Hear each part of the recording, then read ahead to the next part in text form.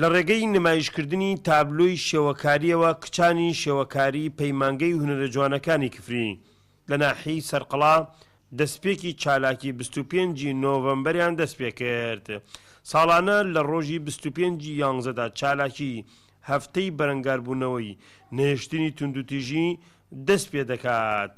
ئێمەکو ڕێکخراوی ڕاگەاندن ڕووناکبیری ژنان بە هەمانگی لەگەڵ پەیمانگای هونەرە جوانەکانی کفریە ئەم پیشانگایەمان کردێتەوە. پیشانگایانە گوزارش لەوە ئاکات بۆ نەهێشتنی توندوتیژیەکان و کەمکردنەوەی توندوتیژیەکان لە ناحیەی سەرقەڵا کردمانەتەوە لەبەرەوەی لە ناحیەی سەرقەڵا ئەمن یەک ڕێکخراوێکی بێژی ژنان هەیە ئیشی باش بکە. کۆنسەری سەرێکی ئەم پرۆژەیە کۆمپانیای گازپرۆمە زۆر سوپاسیانەکەین بۆ ئەم پیشانگایە.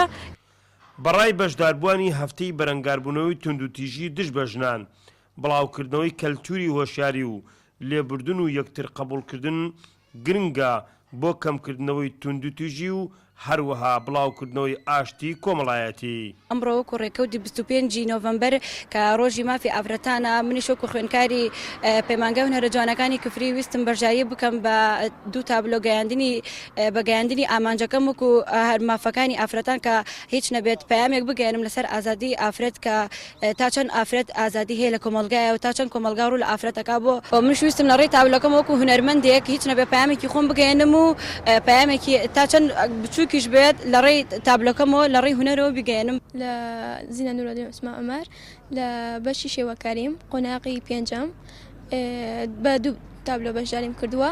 تابلۆکانم لەوە کە هینەکاتەوە تعبیر دەکاتەوە کە دژی ژنان نەمێنێت و من جوانی ئازاد وەکو بەشداربوویەک لەم پێشانگایە وێنەکان زۆر جوانن، گزارشتەکان جوانن، گزارش لە تووڕەبوونی ئەو خێزانانە کەن توندوتیژی بەرامبەر ئەو کچانە و دیلکردنی حەز و ئارەزۆکانیان و هیوادارم ئەم کەلتورە نەمێنێت لە ناو کوردیا بتوانرێت کچەکانیش دەنگیان بگەێنرێتە.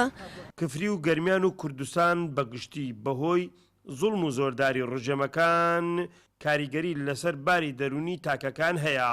هەر بۆیە چالاکی هۆشیاری و ڕۆشنبیری لە 25 نۆڤەمبەر تەواوی ڕۆژەکانی ساڵ گرنگ و پێویستە بۆ ئاشتی کۆمەڵایەتی و نەهێشتنی توندوتیژی و کەمکردنەوەی تاوانەکان و چارەسەری کێشە و گرفتەکان.